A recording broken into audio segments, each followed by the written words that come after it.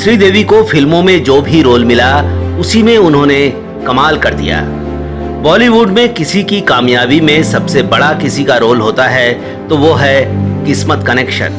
कभी कभी लगातार फ्लॉप फिल्म देने वाला एक्टर एक फिल्म से रातों रात सुपरस्टार बन जाता है, तो कभी किसी की छोड़ी हुई फिल्म से किसी और एक्टर की किस्मत चमक जाती है।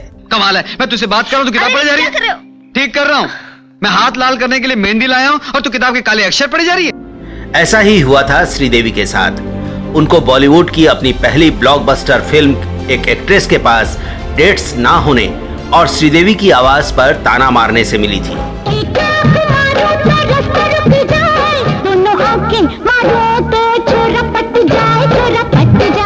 ये फिल्म ना होती तो श्रीदेवी भी शायद हिंदी सिनेमा की पहली महिला सुपरस्टार नहीं बन पाती।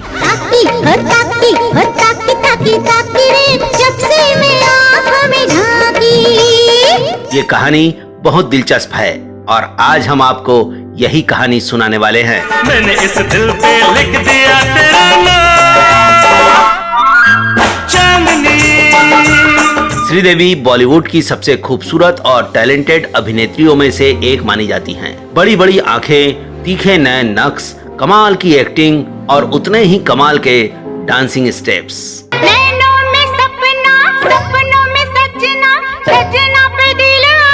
जितेंद्र बॉलीवुड के जंपिंग जैक थे। उनका असली नाम रवि कपूर है, लेकिन फिल्मों में उनकी एंट्री जितेंद्र के नाम से हुई। उनके डांस मूवमेंट का फैंस में क्रेज था। ऐसे में उनके साथ ऐसी एक्ट्रेस को लिया जाता था जो अच्छी डांसर भी हो। इसी डांस के चलते रेखा और जितेंद्र की जोड़ी काफी हिट थी। दोनों के बीच दोस्ती का रिश्ता था, आपस में खूब हंसी मजाक चलती थी। एक दिन दोनों के बीच मजाक मजाक में जो बात हुई उसने श्रीदेवी को हिंदी फिल्म इंडस्ट्री में बुलंदी पर पहुंचा दिया।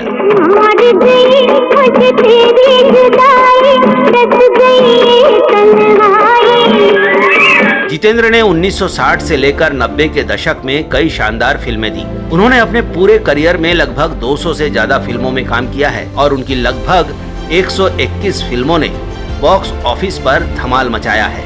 जितेंद्र ने एक इंटरव्यू में बताया था कि रेखा के साथ वो एक फिल्म में काम कर रहे थे, तभी उनके पास हिम्मत वाला फिल्म का ऑफर आया था। दरअसल रेखा को डेट्स की प्रॉब्लम थी, इसलिए हिम्मत वाला के लिए किसी और हीरोइन की तलाश चल रही थी।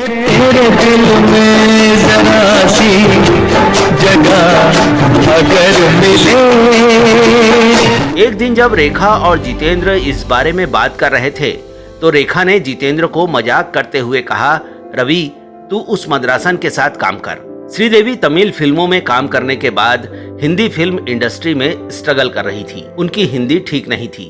राजू को किसने बताया कि उसके बाग से हमने फूल तोड़े? जवाब दे वरना ना काट दूंगी। लेकिन डांस जबरदस्त था।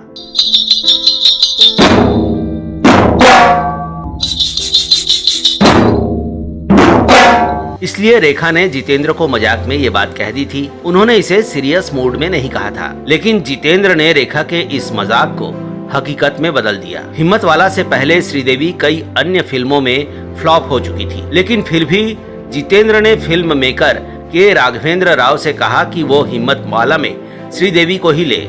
राघवेंद्र राव ने श्रीदेवी को साइन कर लिया।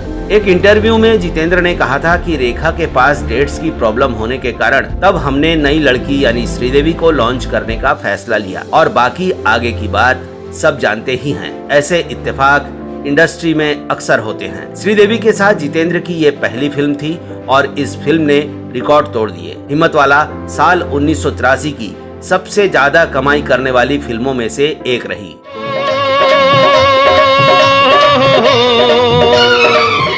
हिम्मत वाला दरअसल एक तेलुगु फिल्म की रीमेक थी।